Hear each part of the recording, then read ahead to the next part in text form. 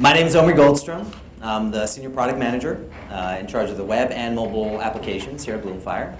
And we're going to have a fun little session here in the morning while you guys are still fairly awake. Share some tidbits that hopefully you'll find useful, you'll find help your workflow, and that you can bring back to your organizations and look like the hotshot know-it-all. So this is the, I'm definitely going to walk away with something tangible from this conference session. And I made myself a little cheat sheet here, so I'm just looking at a series. So we're going to go down this list, and I'm going to share with you some 10 really great tips. The first one, I don't even need a slide projector. The first one is usability testing. Usability testing is a part of our product development process. It's somewhere between, I've got a really cool idea, let's see if there's value in the market, if you guys, our clients, would find that interesting, and the very tactical, I've got it already out there and we need bug fixing. Usability testing is somewhere in the middle where we have a concept, we want to pitch it to you, and we want your feedback to tell you, is this actually going to help with your workflow? Are there some tweaks that we can do right now? It's the best opportunity for you to influence our direction and to really help craft the products so that they're useful to you. So usability testing, we're doing it even today at the conference. I don't know if anybody's mentioned, but when you go out here during the breaks or during lunch, you go down the hallway and on the left-hand side you'll see a room and Stephanie, my counterpart in the user experience team, she's going to be doing some usability testing for products that we're going to launch this summer. So that's room 210. That's room 210. Thank you, Mark. So usability testing, you're going to get more emails from us. Please participate. It's a great way for you. It's a win-win. You get to influence the product, and we get to get your feedback, so we're releasing the most finely tuned version of our apps. So anyway, that's my plug for the product development process. Let's take a look at the product. So the first thing that I want to share with you guys is groups. How many guys have already started to use Bloomfire's new groups feature? Okay, more than I expected. So that's wonderful. For you and for everybody who hasn't yet, I think there's going to be something in here that'll be useful to you. So groups, it is what it sounds like. It's a way for you to group members and content so that you have a more customized experience in Bloomfire. Let me show you what I mean. So here's Bloomfire's internal Bloomfire. And here's our list of groups. I went to the gear icon and I just clicked Your Groups. Okay? Bloomfire uses groups for all kinds of things. So for instance, we've got Body by Bloomfire and Bloomfire Foodies, right? We do these for interest groups, right? We've got the Client Success and Support group. We've got the Engineering and the Marketing group, right? Because those teams share a lot of knowledge. We also have a private marketing group because, sometimes they need to work on some of their, success metrics before they're ready to share it with the rest of the company. And we have ones around key initiatives like our free trial initiative, our project collaboration. This was a cross-functional group. Everybody working on ways to improve curation, collaboration within the organization. So it's really easy from this interface, of course, to join a group, to leave a group. But what's the point of groups? So what? So now you have communities and you have groups. Let me give you a quick demo of what groups really can do for your organization. So when I go to the Bloomfire homepage, I no longer just see everything that's published to everyone. I only see the content from the groups that I am a member of. And so this way you can have one community with all the members, all the initiatives, but separate threads that people can tune into. This is really your way to create a customized feed. So here are the groups that I'm a part of. They're listed here on the left. It automatically will create a facet group, a search facet group, just like we do for your categories and for your tags. That's automatic. We'll create one for your groups once you enable groups. And you'll be able to zero in on just that marketing content. And then go into, say, your posts and look for any recent spreadsheets. I was looking for their report from last quarter. Okay. Something else that you can do with groups, I kind of had mentioned that there's this notion of privacy. So not all groups are open to everybody. What a concept. We can have private conversations as well. And so there's actually 3 tiers of groups. There's completely open. Anybody can see them in the groups list, ask to join them. There's one that's moderated registration. So you can see it in the list, but you need to request from the group manager to join. And then there's totally private. You won't even see it in your list. The group manager will have to invite you to it. Now, groups are still part of your community. They're sharing the same categories, the same tags, the same cross-publishing tools, right? We want to make you still feel like you're in one place. We don't want to create more management hurdles. If you need more privacy than private groups, that's what other communities are for.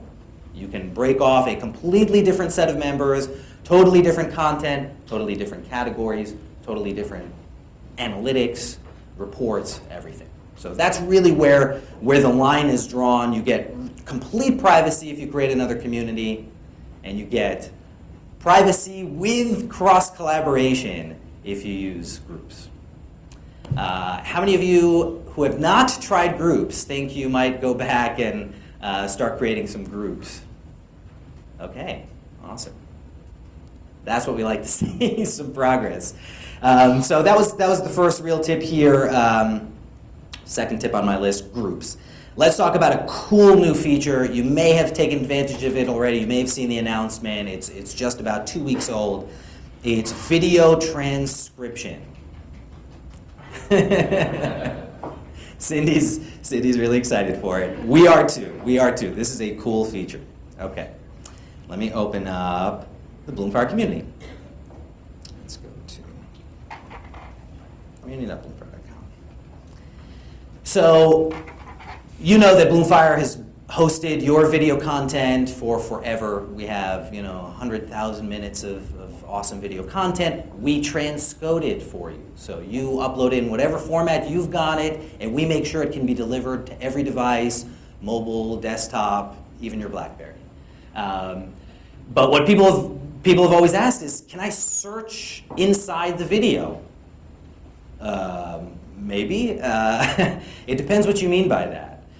People have also asked, hey, can I get just a transcript of what happened here without having to type it out myself? Well, fortunately, technology has caught up with us.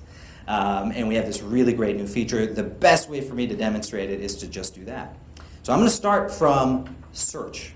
Okay? I'm searching the word transcript because I know it's in the release announcement for the new video transcript tool. Okay? So far, nothing really different, right? I searched on a keyword. It happened to be in the title and in the tags. I clicked on it. What's the big deal? Here's the first thing. When I scroll down here is the video transcription. I didn't need to do any additional work. As part of our encoding now, we're going to process it. You're going to get an email. But when we're done, you're not only going to have a new video post, you're going to have this transcript that, of course, you can choose to keep in there or remove. But that's not all. There's more. Watch what happens when I start playing this video here. Oh, hold on. If I could turn on the audio too, it'll be even more impressive. Let's see if that worked. There, we just made your videos even easier Yeah? to find. Okay. Now, when you upload a video the same way you always do, you automatically create a I'm transcript. going to pause that. See these little white dots down here? It might be a little washed out here, but let me hit play again. Went behind the scenes and add it to our search engine. Transcript behind the scenes and add it to transcripts for every new video. Transcript to an existing video. Transcript link. We'll email you when we're done. Find out more about this great new.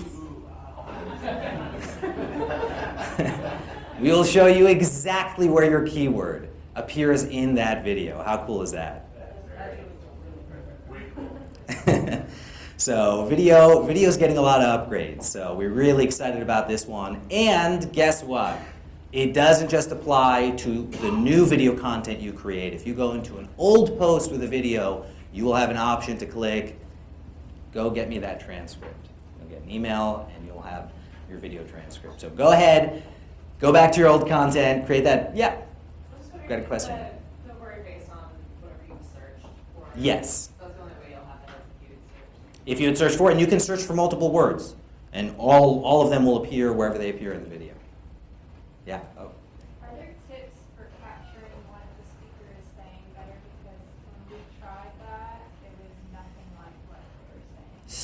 So we've had a lot of success, with this quality audio where we're, sitting with a mic and actually other embedded YouTube stuff has actually done pretty well.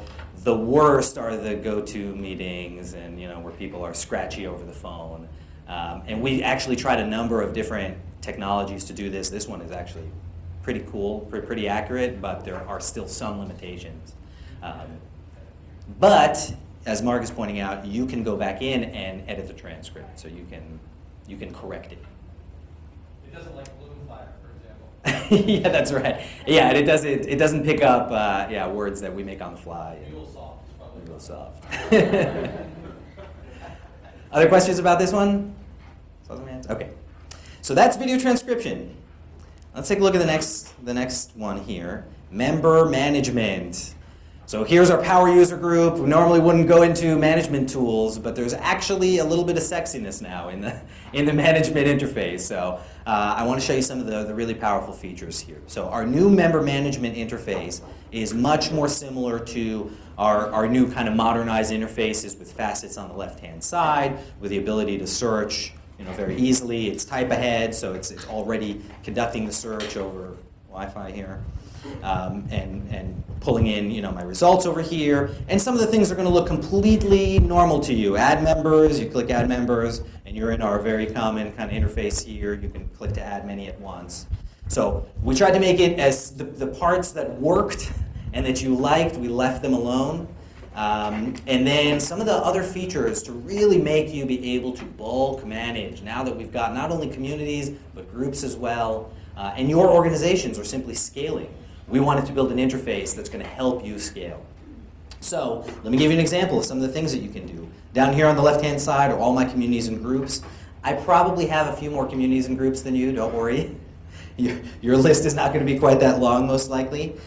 You've got time filters. You've got time filters based on not only when that user was added to the community, but when they last logged in. If you want to send a message to those folks who haven't logged in the last 30 days, just select the filter and go.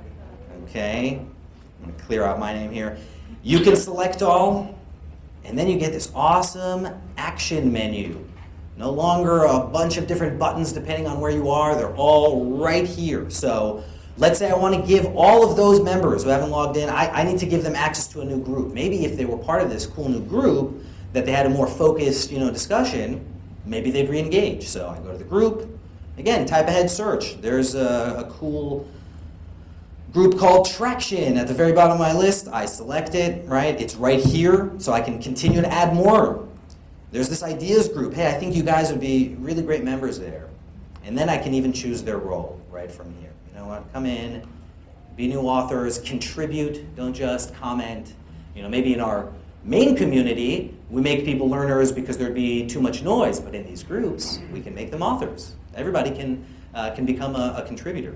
So that's one of the examples of the things I can do. Of course, you're wondering, well, Omri, your example was, what about these people who aren't logging in? I want to bug them.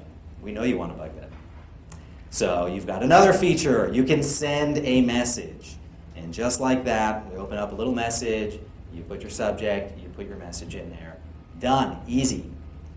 Or, hey, I've got this other spreadsheet, or I've got this email marketing tool, and I want to target, this is an external community, I want to target my audience, but I don't want to hit the export button and then have to do all this filtering in Excel, right? You've got all these great filters here, can I export just this list? And so that's one of your options down here, export to CSV. So you've got a bunch of other actions that you can take here, but you can manage your members across your communities, your groups, you can filter based on their activity or lack thereof. There's a lot of power in this. We really encourage you to take a look. And it's not too scary, I hope. So that's the member management function. Let's go to the content management. Okay, so now we're putting our publisher hat on. How do we make sure that content is staying relevant? How do we see how much it's being engaged with? What about all that content that, we have a completely new tagging hierarchy. We want to apply a completely different set of tags. You can do that now from this interface, from this console. So by the way, all those management pages are right down here, Manage Community, you've got your members, you've got your contributions, you've got a couple other ones. We're taking a look at the Manage Contributions page right now. So here we are, we're taking a look. You can see the title, you can even see the thumbnail here. We're trying to make it as interactive as possible. You can see how often it was viewed. I can sort, right? I can see when it was last viewed. This is a demo community, so nobody's really viewing anything. We're just creating content. But I can also scroll down the same way, right? And I have these date-based filters. And so I can see when it was published. I can also filter by when it was last viewed. This is really great if you have, for example, old content, and you're wondering, should I even spend the cycles to go review it, make sure it's updated, reassign it to somebody, maybe that person is turned over and we need a new author, or should I not even bother? Well, how can I tell? Really easily, do a published by filter so that you're looking at only content, say, older than 6 months, but then do a last viewed filter of the last 90 days or 6 months. Now we're looking at old content that's still being viewed. Perfect use case for we need to go update this stuff. And let me show you how easy it is. So let's say I go and I say past 90 days and past 30 days, and you have custom date ranges here. You can stick anything in here. Okay? And I filter on that content. Okay. Now I can again select all, and I can tap this fancy little button called Notify Author. Please review your posts. We are updating all of our content. Done. All of those individual authors have now been notified that we are going into update mode. How many of you would find that useful? Okay. We had a strong few. We did some usability testing.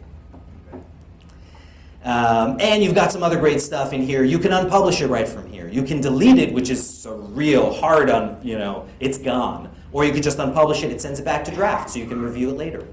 Or you can republish it later. You can add tags or categories in bulk right from here. So you can apply your new content strategy. And of course, you can search on tags. The search here is like the main search. We're searching inside the title, and we're searching inside the tag. So you can already hone down on things based on an existing tag, and then apply a totally new tagging system if you do. So that is our content management page. And then just for reinforcement, I used to be in the e-learning space. So coming back to groups, so we have a new groups management page. For those of you who've already had groups out there and you said, what is this weak little pop-up where I got like 2 things I can do with a group? That's kind of tough to manage a ton of groups.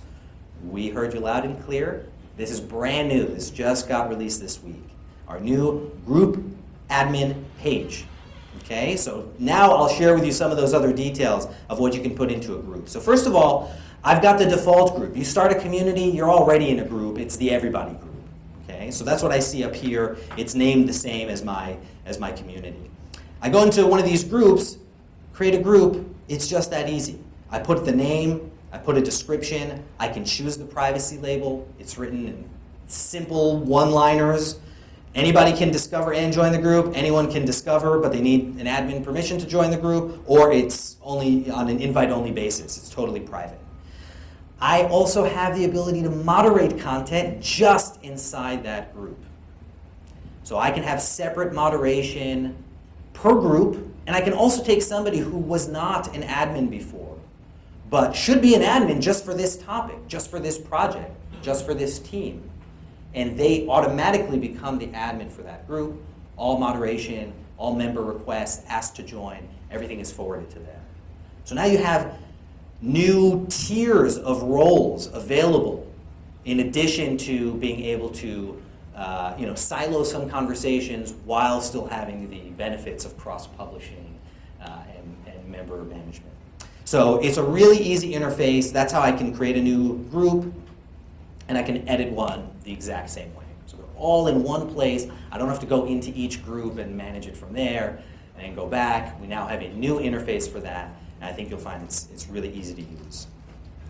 Okay, we're getting out of the management pages, I promise. So there's a lot of nuggets there. I encourage you to try them out. You can see most of them have a pretty common interface, so once you figure it out, it should be pretty easy to use. Let's talk about another feature that just got launched this week. I love when I can do announcements. We do them every week. We do little feature demos internally, and then you see it on community. It's great to have a little audience here, because I think this is a fun one. So here's a use case. I'm putting something out there. Not only do I expect it to become outdated, I need it to go away when it becomes outdated, or I need to act on it 3 months from now, 6 months from now, etc. And I don't want to have to wait until somebody caught me in a situation where it's outdated, they're using that information, they're acting on it, and now I'm stuck in the middle here. I have this new managed content interface, but things can still leak out. Here is your bulletproof way of making sure that outdated content never surfaces to anyone again. So I'm going to start creating a new post. Schedule me to unpublish in 6 months. Watch and see. You've got a new option over here in your options menu called Schedule an Unpublished Date.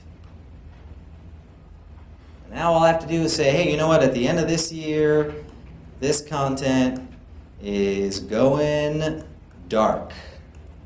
Okay? Dramatic. December 31st, 11:59 p.m. And I can also choose to automatically do the same anywhere that I've cross-published this. So you have the option to do it just here, you have the option to do it everywhere. And you hit save, and there it is. I can verify, go back in there, I can change the date. As soon as I save it the first time, it'll stick. So, oh.